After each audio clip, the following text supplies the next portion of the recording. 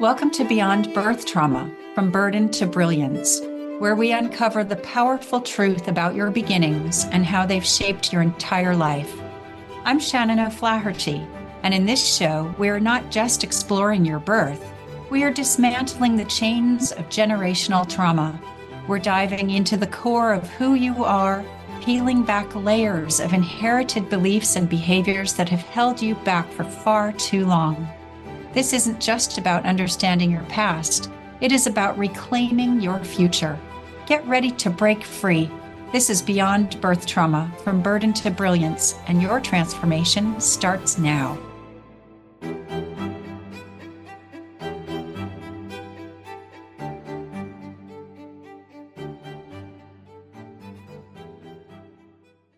Hi, everybody. Shannon O'Flaherty here. Thank you so much for joining us tonight. And I'm very excited because on tonight's episode, we have the lovely Debra Blackman with us. And Debra is a voice activation specialist, a different thinker, and a light shiner. And she's the founder of Essentially Limited, which is podcasting for publicity and profit mentor. She's also a podcast host and with an international multimedia speaker and special guest appearance group of people on her show. She challenges traditional business systems and beliefs with a heart-centered approach, proving there is a new business model based on the sphere that celebrates difference, where every person matters, where their words are heard, and where their opinion counts. Debra presents the Sphere of Being podcast, which I had the lovely privilege of being a part of one day. She's a childhood abuse and trauma survivor and wore the Cloak of Invisibility as protection. And she's from a wealthy family with all the trappings money can buy, but who lived in fear behind closed doors, who had a nervous breakthrough and a rebirth, and whose sole purpose is to empower everyday people to step into their true voice and share their message with the world.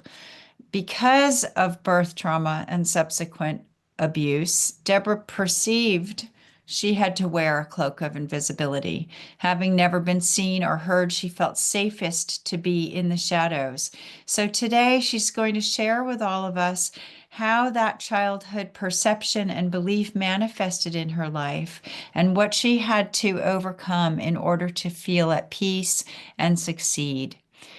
Debra offers the opportunity for people to find their voices and share their message with the world, especially for people who are not seen and heard and who do not feel valued. Debra, thank you so much for joining us today. I'm so happy that you could be here with us now. Shannon, thank you so much. And I'm looking forward to this immensely and talking to you and your wonderful audience.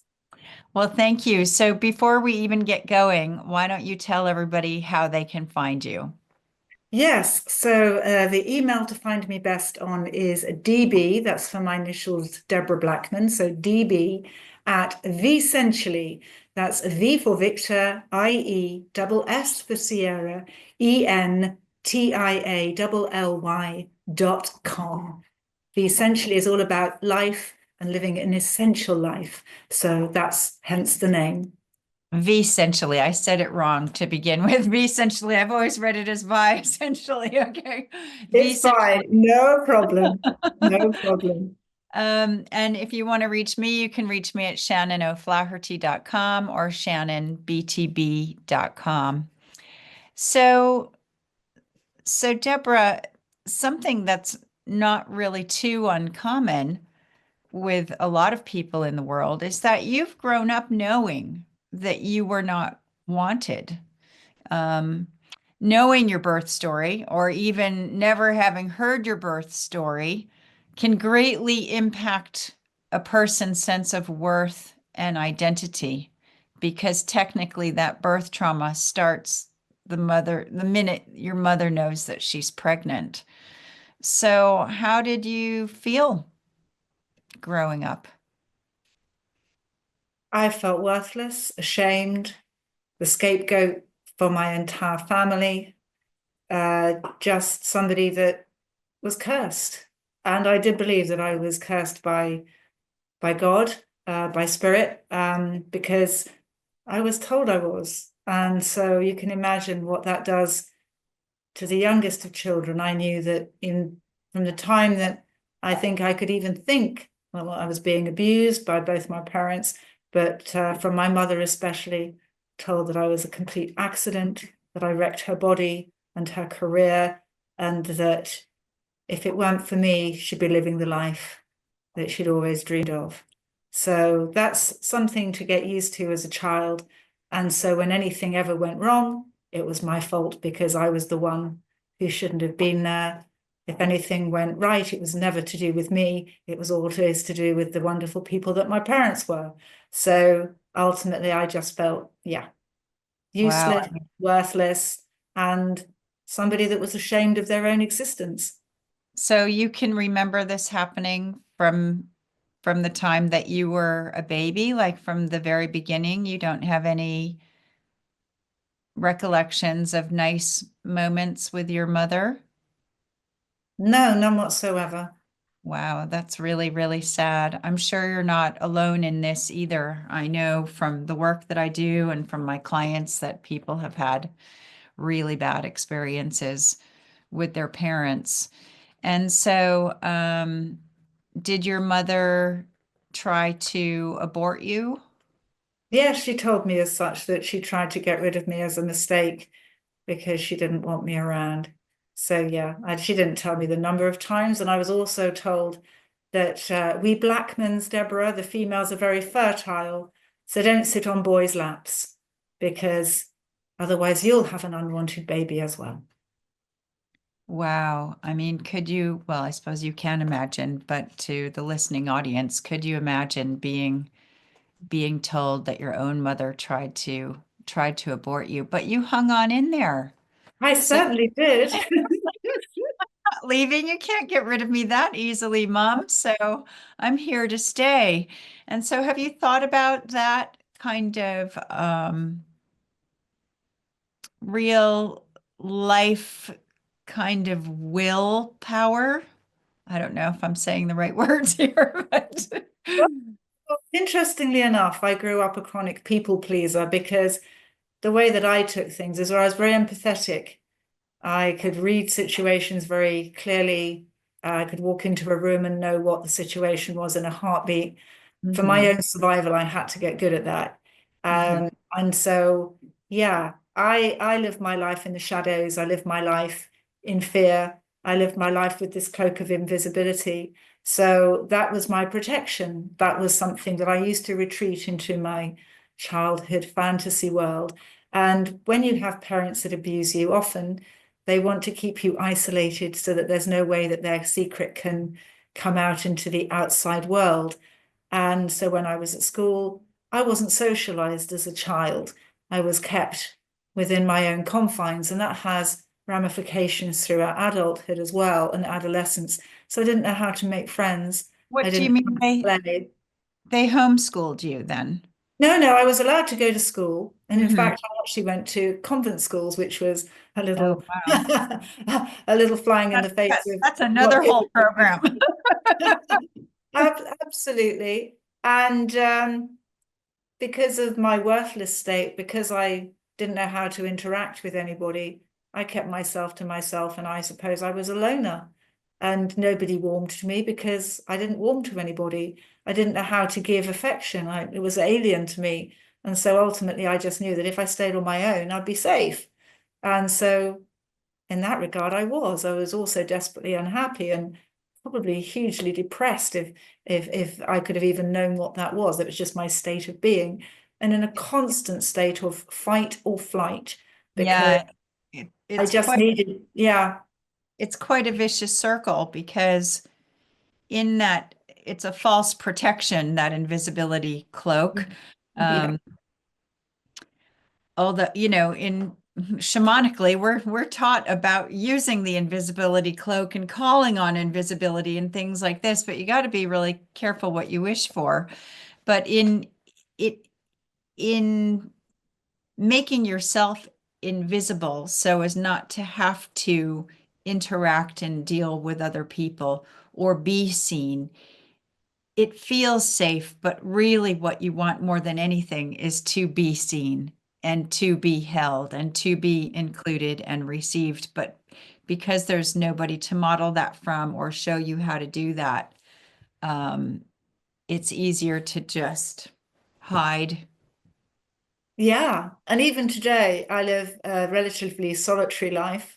I've had partners before, but a lot of times that didn't work out. And I know that, there are lots of lovely men out there. It's just I don't seem to attract them because of perhaps the subconscious issues that have still got to be resolved to some extent. But I'm very happy now being on my own. It wasn't always the case. And I have my little dog, and I do have friends. I'm not completely isolated. I do have friends now. And I'm a very loving and giving person. Um, but my natural default position has always been to be on my own and to live like that. And I'm very comfortable. I'm not fighting it. It's just, I get a lot of energy from it. I feel at one and at peace. And whereas before I felt incredibly alone, I don't anymore. I know that I'm part of humanity. Were you an only child? Well, yes, in all intents and purposes, my father had been married before, and that relationship hadn't worked out. So when my Hmm. parents were married, I had a 12-year-old half brother, and Hmm. then I came along. But I think that he was also abused. And by the time he was 16, so I was only 4 at the time, he'd left home to go into an Air Force academy to train to Oh, be an wow. officer in the Air Force. So he went through, I suppose, a cadet training. And I was left at home on my own at 4. So I don't really have much of a recollection of him. And he never came back, really, apart from the odd couple of times, I think once when he got married. And I never really I never really saw him. And unfortunately, he passed away a number of years ago anyway, very young in the sense that he was 54. And I do believe that the stress and the anxiety that he'd built up, that he never found an outlet for release, I think that was part of what killed him. Hmm. So it's really sad. And first of all, I really appreciate your vulnerability in coming live and talking about this because a lot of people hold a lot of shame when they have abuse in their families. Can you talk to us about, because I'm sure the listening audience and especially others who have felt abused, because there's a lot of different types of abuse. So there's verbal abuse, there's psychological abuse, emotional abuse, physical abuse, sexual abuse, passive aggressive, like there's a whole bunch. But can you talk to us a bit about how your parents abused you and what you did to stay safe and how all of that comes into the invisibility cloak? Yeah, and thank you, because I was ashamed for many years. I Mhm. protected the perpetrators and kept that secret for many, many years. And it wasn't until the nervous breakthrough that I realized that actually, you know what? I have a voice and I need to speak out in the help of others and Yeah. support of others. So, yes, my parents abused me in every way possible, really, from sexual to psychological to physical. My mother was a covert narcissist, I now worked out. So she was incredibly passive aggressive. My father was a maniacal monster who would shout at the, we had no control of his anger or temper at all. And so I was the scapegoat to the large extent. They used to fight quite badly with each other, but ultimately with me, I seemed to be the butt of everything, and to any outlet I would get it. So yeah, I never slept throughout my childhood. And people say, well, you can't exist without sleep. Well, yes, you can. I think I catnapped. And so I ran on no sleep really whatsoever as a child. And the funny thing is, my parents used to say to people, even when I was a baby, that I'd never sleep, ever sleep. And I think that's because I was always vigilant, even as a baby, didn't actually comprehend what was going on, but I was vigilant for my own safety, because you're completely vulnerable when you're a baby. Like And so I never slept. hyper alert, like just need Hyper on alert, yeah, call all the time. yeah. Wow, that really completely messes with your central nervous system Mm, completely. If you have, and God knows how your central nervous system was already affected if you were tried if your mother tried to abort you when you're in utero, that little baby, that embryo is basically being attacked, either chemically or in some other way, but certainly emotionally as well, if you think about the energetics of that. Yeah, So, and she smoked heavily throughout her pregnancy because she used to say to everybody, well, look, I've produced this. It obviously doesn't do her any harm, does it? And so she changed through smokes throughout my pregnancy. My mother wasn't a drinker necessarily, so she didn't have the alcohol. And back in those days, there weren't the readily available narcotics that you can get today. So she didn't do that, but she basically smoked her way through my pregnancy with me and continued to do so right up until the age of about 50, I think. Was a chronic and, smoker, addictive smoker. Yeah. and so your parents were together all of this time? Yes, yes. They fed off each other as far as the malaise of our household was concerned. There wasn't a day that went by without some form of tirade or violent issue between my parents, but they were obviously codependent. They were children from the war, the Second Yeah. World War. So I think that hugely damaged their own psyche as well. And my mother was born into a mother also who had mental illness. So I'm sure that that had its effect on her as well. So you've managed to backtrack and examine some of your ancestral lines coming into this. And where did you learn that from? Your mother? Through hearsay, through my father mostly, and from my mother. And it wasn't a pretty picture. It really wasn't. There were a lot of distressed souls before me within my family, and it culminated with the end of it because I didn't have children because of it, and my brother didn't have children, which I imagine was because of that as well. And so the end of the line was with us. And so we're just going to stop for a break very shortly, but about how old were you when you found out about your mother's mother?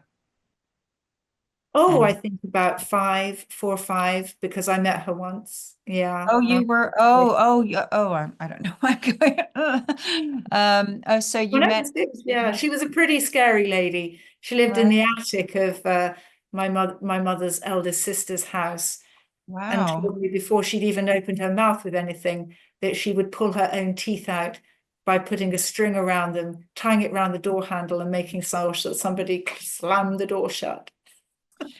Wow. So we're all Wow. here counting our graces right now and all of our blessings.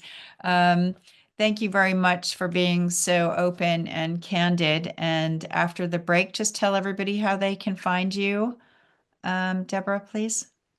Yes, it's DB, Debra Blackman. It's DB at vessentially.com, vessentially.com.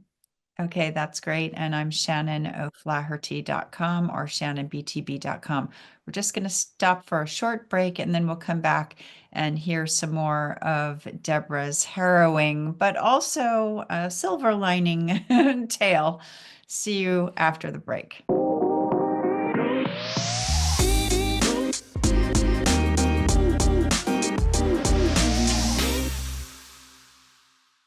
Hi, Shannon O'Flaherty here with my lovely guest, Debra Blackman. Thank you for joining us. If you're just joining us now, Debra's been sharing with us her harrowing story of her abuse as a baby and a young child and growing up really needing that false protection of the invisibility cloak, which I'm sure so many people understand that feeling of not being seen, not being heard, not being able to speak your voice, and all of the rest of it. And just before we left, I was thanking Deborah very much for being so brave and vulnerable to come on this show and talk about her story. Because, as you all know, and I'm sure you hear this all the time, oh, you're not alone, you're not alone. There's always someone else out there with a worse story. And that's true. But it's also, what were you just saying to me in the break, Deborah? How cathartic, I think you used that word. Yeah, I would say to anybody, we only have one time around this world that we know. So to hide the faults of others in a story, in a web that we don't feel that we can talk about, actually, we end up suffering twice. We suffer because we're keeping a secret, but we're also hurting because of it. And so we'll talk a little bit later about what happened to me, this wonderful experience in my life.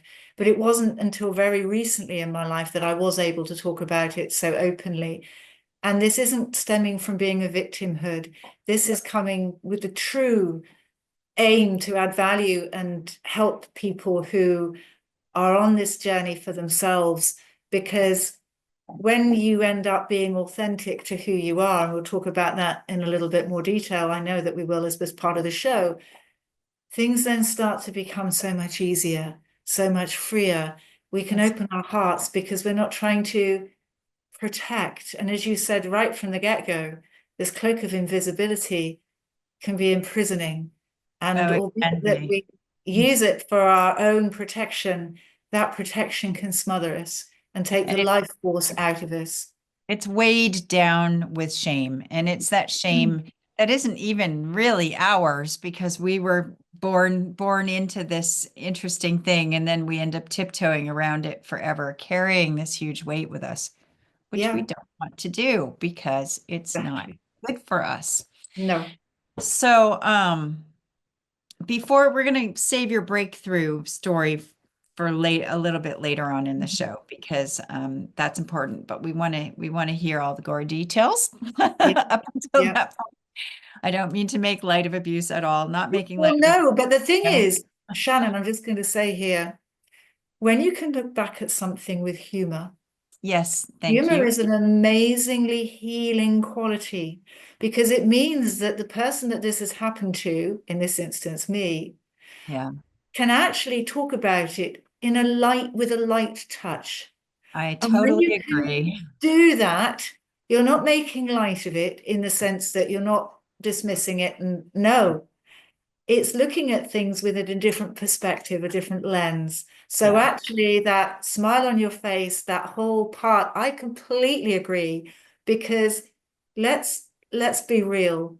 Something amazing has happened because of this, and the listeners will and the viewers will hear this and see You. this eventually. Well, So let's be I'm light touch about it.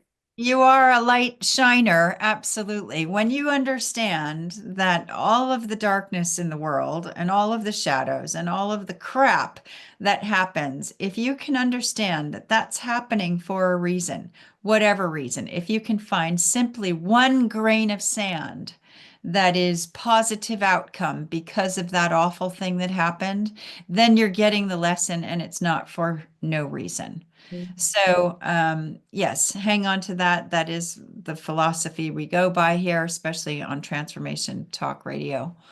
Absolutely. That's why Dr. Pat started this station so that people could talk about actual things that really matter in the world that are not being discussed mainstream because of people's shame and fear and Yeah. all of the reasons that we hide ourselves because of what other people may think or judge us for. So there's none of that here. But so how did taking on like here's my beautiful invisibility cloak. Whoosh. I'm going to put it on. And I was under one too for completely different reasons and was outed in a class. I'll have to talk about that sometime. And it's terrifying when your invisibility cloak comes off and you're really seen. You feel naked. I did anyway.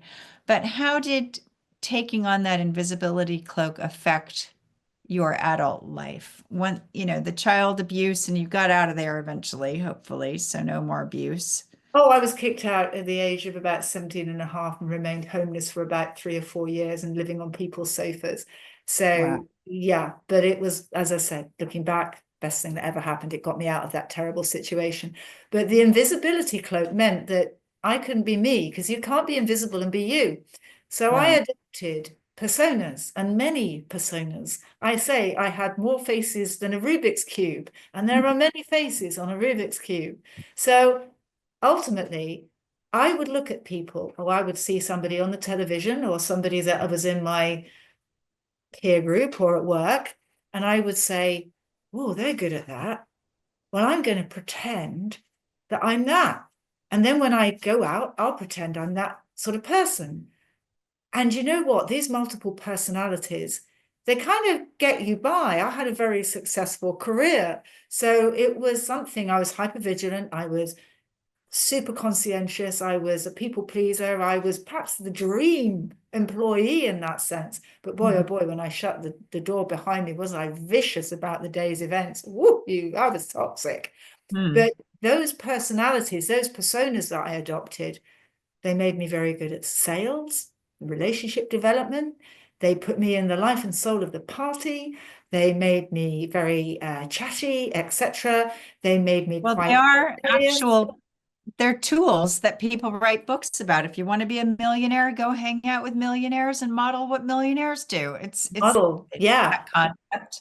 But when you haven't got you as the anchor Yes, point, that's the when you point. haven't, and these are just like plastic bags blowing in the wind, right?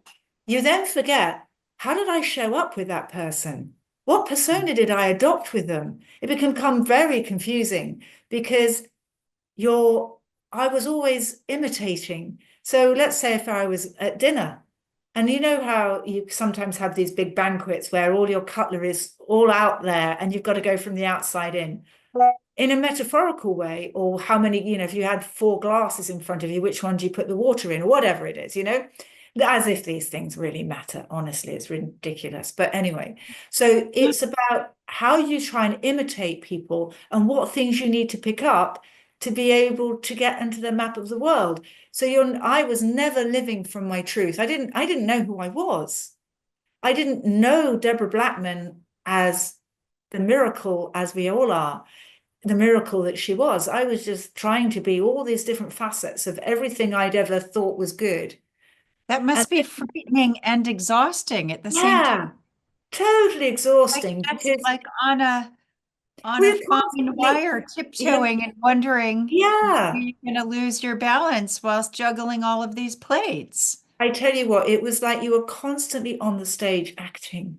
Mm. And it was exhausting because it just wasn't a matinee and an evening performance. It was from the moment I woke up to the minute I went to sleep because I had to keep on having a different persona. So I call these the secrets that you keep to yourself. So were these also in relation to yourself, not just with other people, but that they had to become your default mechanism so much so that you believed your own masks? My own play. Yeah, because I didn't know who I was. So all these pretend people that I put out there who weren't me became this Frankenstein monster of me because there was nothing other than, you could say it was a Frankenstein monster. You could say that it was a straw man. It had no substance to it. It was Mhm. just this mismatch of everything.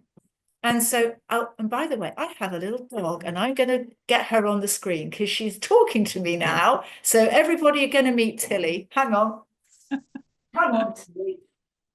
Tilly often comes on shows with me. This is Tilly. This is Oh, Tilly the Wonderhound, and I love her to bits. And she's this lady, gorgeous. this young lady, was the first living being that I felt that I could commit to.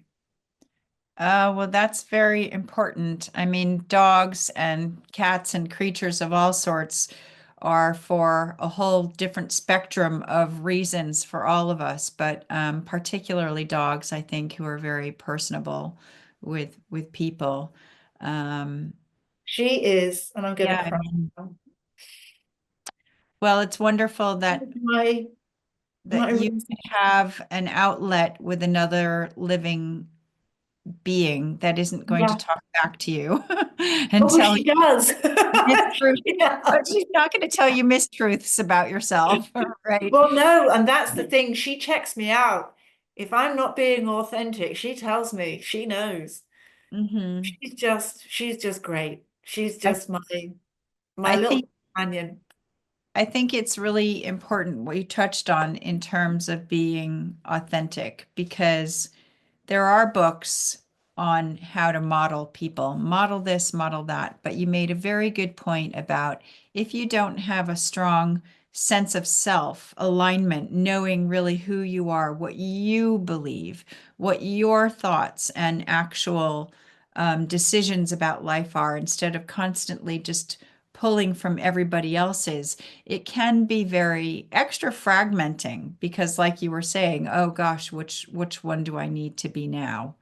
Um, I once was in a play, and I I was the actress in the play, so I had 19 different characters. And I'd go backstage and I'd have a dresser. We were all in black, and she'd just throw on like a little essence of an extra costume, right? And I'd have to switch characters. Sometimes the switch was like 20 seconds, really fast. And I'd go back and I'd say, "Who am I now?" She'd tell me the next character, and I'd be like, "Oh, okay." And then I'd like quick get into that one. And it was really strange. So when you were talking, I haven't thought about that play in ages and ages, but when you were talking about wearing all of these different masks, like Yeah. now I'm the successful Oh, yeah. corporate person, and now I'm this person, now I'm this person, it would be like, what time of day is it? Where am I going? What am I doing? Yeah, it would And you can be. imagine what that did in my relationships, my intimate relationships with people, because men they didn't know who I was. They say, "You're so enigmatic." And I go, "I'm very straightforward." That's far from straightforward. I mean, I was a mess. And you can't be consistent like that, Right. because you see, the other thing is your moods change in an instant, and you're at the beck and call of your emotions all the time. I couldn't self-regulate because I didn't know who I was. And if Right. I was and the resentment, everybody had to be perfect. Otherwise, I couldn't, So, everybody had to just do everything right. One wrong word, and I'd be kind of like whoosh, because I hadn't got any coping mechanism for that. so to me, what you're saying sounds a lot like escapism. Oh, Because totally. one Yeah. person, so that to me is like alcoholics, Hmm. drug addicts, anybody who's taking something to escape their Alter their minds. truth, reality, Yeah. experience. Did you attract addictive partners? Well, I gave the good ones short shrift. They didn't stay very long. And good for them, because I wasn't right for them at the time. And then the other ones that I attracted, well, they needed lots of help, just like me. And so Yeah. we kind of got each other on certain levels. And so one gentleman was a cocaine addict, very wealthy. Often I used to pick people, very oddly. They're very wealthy usually. Well, you come from a Isolated wealthy me. background also, so money. Well, Kind of, and I think I like the power. I used mhm. to emulate people, as awful as he was to me, and shouting and bullying and abusing me, attract people like my father, because I Yeah, understood where I was with that. I understood all of that. yeah. So I was put in hospital for 10 days by a cocaine crazed freak.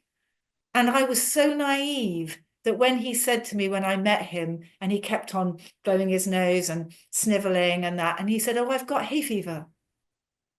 Then it turned into sinusitis. And I Oh, still believed him, when everything in front of me was put to the fact that he was an addict. And I chose to ignore every single red flag that came at me. And I just decided then, well, I'm in it now. This is what I know. This is all I'm worth. I'm wow. not worthy of anything else. I'm sure you're ringing so many bells for so many people who are watching this show right now, because I'm sure all of us have attracted addicts of some form or another in our lifetimes. Hopefully you haven't, or if you're attracting people who have a similar pattern, or if your relationships have similar patterns, all of this stuff that Deborah is talking about is all of the work that I do, because all of this stuff comes back to, guess what? Our identity, who we were when we came into this world, what stage was set for us before we even came into this world.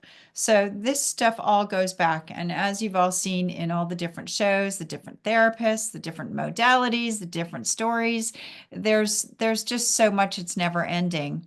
And I'd really like to put this out for you, my viewing and listening audience, that if you have an interesting or crazy or really bizarre birth story, or somewhere in your ancestral line there was, and you think it would be helpful to share your story, which I can assure you it would be, because everybody needs to share their story, not just for you to speak and be heard and be seen, but to help other people come to terms with their birth trauma and their birth stories. Please get in touch with me, because if you think you'd be a great guest and you're willing to be vulnerable and brave like Debra and share your story on here, I'd really love to have a chat with you and interview you and see if you'd be a good fit for this show. So we're going to just take another little commercial break right now, and then we're going to come back and hear all about Debra's amazing breakthrough and how she got through this horrendous start to her life and has become such a wonderful, inspiring success. So we'll see you very shortly after the break.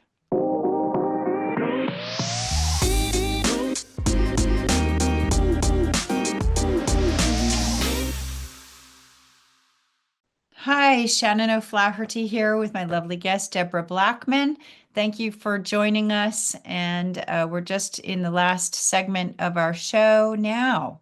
So Debra, you talked about your horrific abuse as a child and not being wanted by your mother and putting on this cloak of invisibility. And we know that you had a big successful breakthrough, but before that, you had a very successful career in banking and international management operational consultancies. And you said those stresses led to deep confusion. So you had this successful career, but you said you were a monster. And then what happened? So where did the breakthrough come in? Because you had some success, but tell us what happened.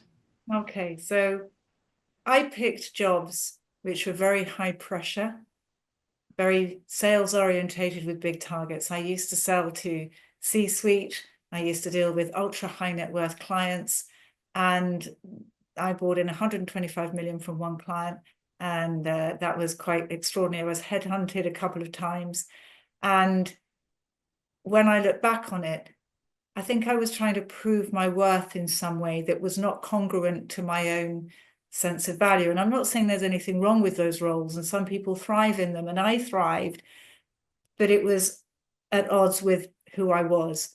Yeah. So COVID came, and within a week, everything imploded. In the job that I was doing, travel was an incredibly large part of the role, and of everybody else as well. They had to travel, and that obviously was stopped. So in a week, I didn't have any kind of income coming in. I had been self-employed, and of course, I was the first to go. So with that, then I had 5 floods all at the same time. I've got a couple of properties, and they all flooded 5 times. It was just incredible. Wow, that's Yeah. all root chakra stuff. I don't know if y'all saw that Well, show. That's all about safety and birth. Yeah, there you go. right. Okay, so the waters perhaps were breaking at that point. Who knows? And I moved to the town in the northwest of the country, and I was refurbishing the property that I live in, and I'd taken it back to brick with a site light, which is something that you have on a building site, a camp bed, a Primus stove to do my cooking, and a kettle and a bucket to do my washing. Literally, that was about it, and a toilet. You lived while you did this? You Yes, lived. I did. I had plywood on the windows because the windows had gone, they were going to be replaced, and then COVID hit and everybody disappeared.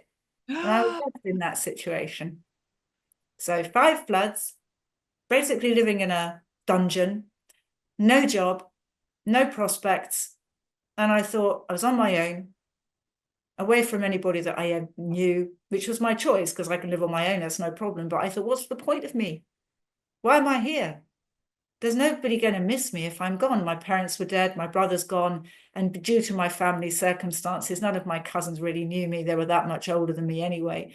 So I thought, well, look, if I did, and I didn't have my little dog Tilly then, I thought, well, if I committed suicide, to be fair, the body would be in the house for so long, nobody'd even know about the fact that I was gone. Wow, So these are some really intense questions that you're talking about as though it's like, should I have tea or should I have coffee? I mean, this is like right down to the grind here. yeah, so I couldn't see the point of my existence. Wow, And Deborah. so because they allowed us out for our little walk every day with our masks on, I continually went up to the chemist and bought cocodamol. And then the next time, because of course you can't buy it all at once, and I thought, well, I've got nothing else to do, might as well buy another packet of cocodamol when I can.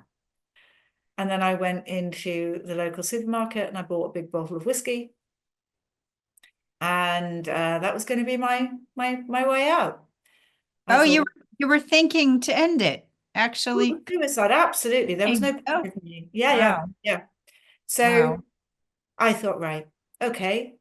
I felt numb, didn't feel anything, just felt completely like non-existent.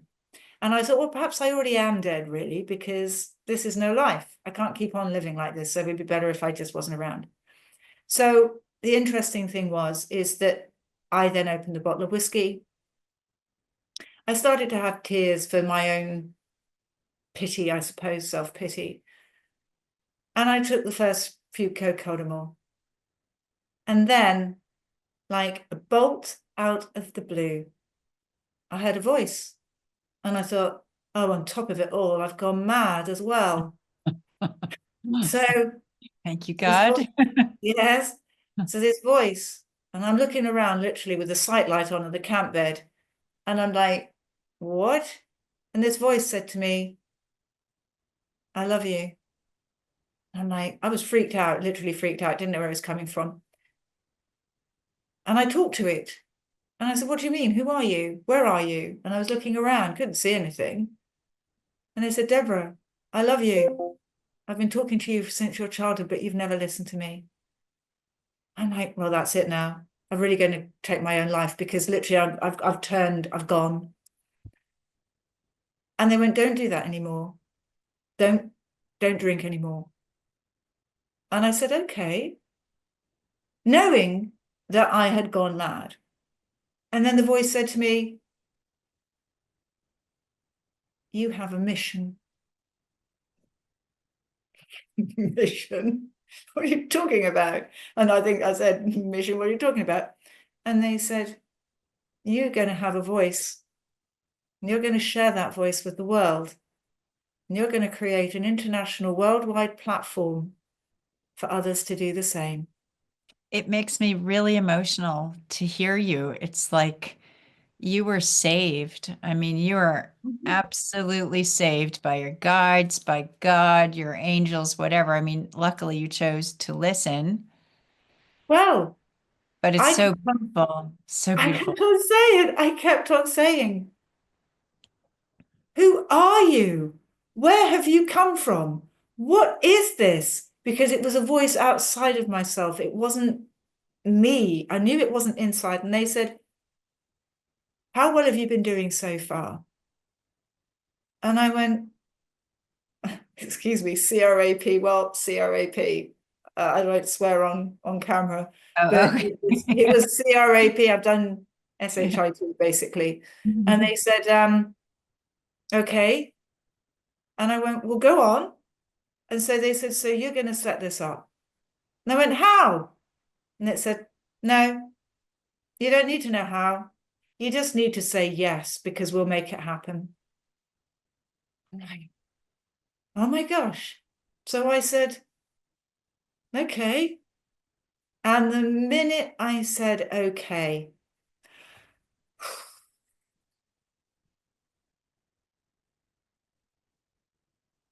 the light, the light just poured into me. It was like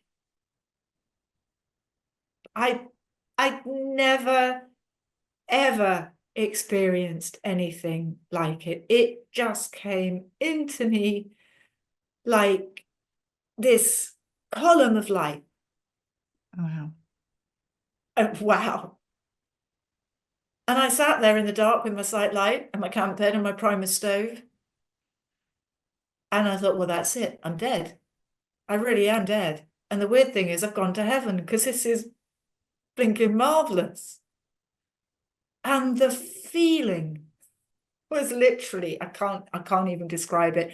Every nerve ending in my body was tingling with this immense love and joy and serenity and freedom and power and just unbelievable. And I remember outstretching my arms and going, ah, like literally out there. And it was, I kept saying, yes, yes, yes. And it just kept pouring in. And I thought, I can't take any more of this. This is utterly amazing. And I'm looking around going, what the heck is happening to me? And it was at that moment that I felt at one, at peace. That cloak of invisibility just dissolved, it disintegrated. It was like gossamer. It just disappeared. It's so interesting because when you're with the cloak of invisibility, it's not like gossamer. It's Oh, heavy. it's heavy like lead, imprisoning, cold, dark, But when it came solitary. off, just It just disappeared. And then I thought, am I still alive? Am I still alive? And I looked at the bottle of whiskey and the pills and I thought, well, I don't need you anymore. mm, I'm on a mission. I'm on a mission. And as I said it to myself, it was like, ooh, who is this?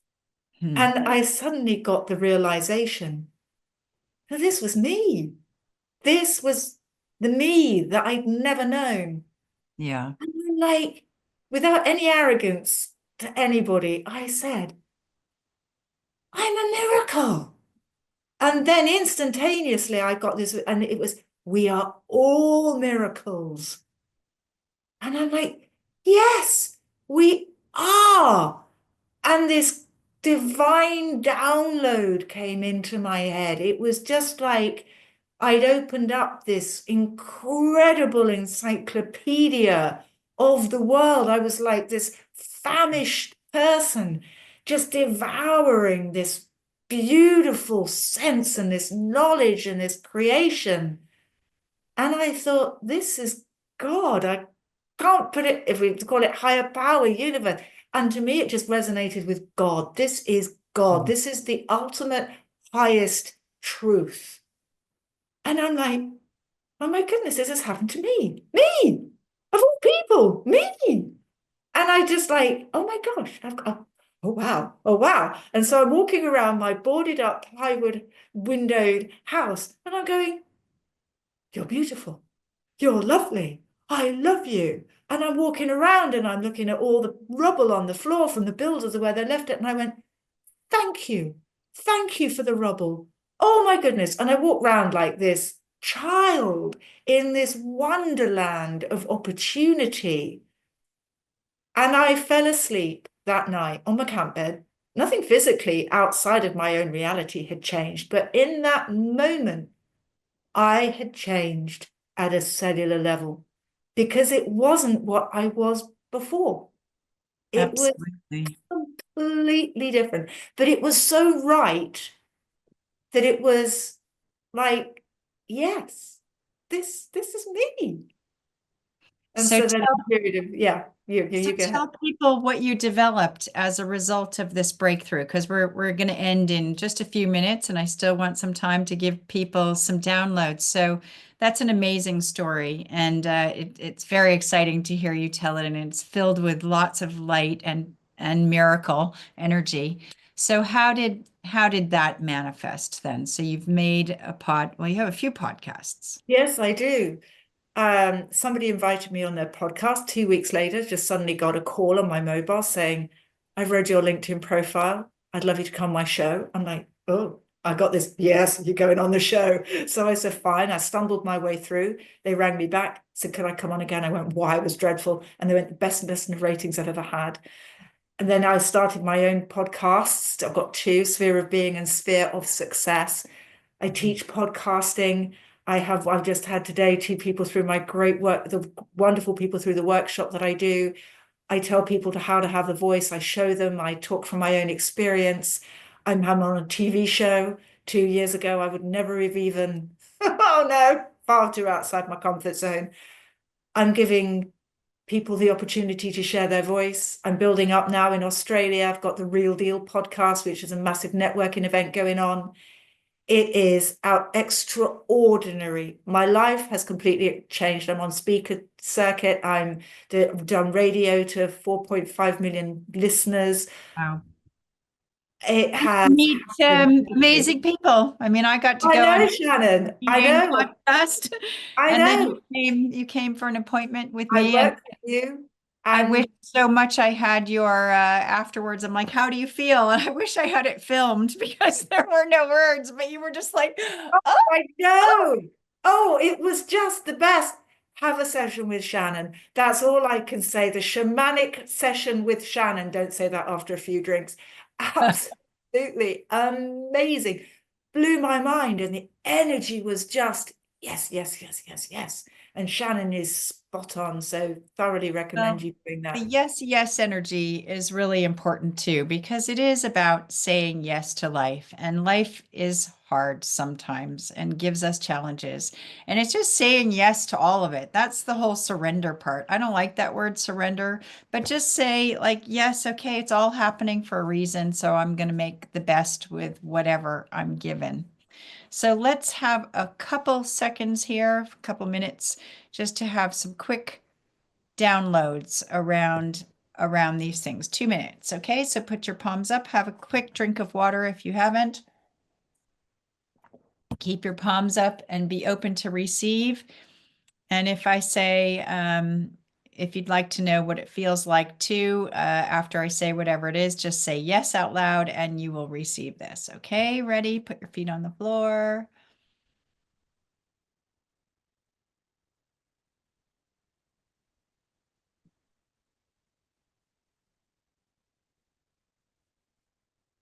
Let's show you all what it feels like to be safe, to be seen. Just say yes if you want to receive that.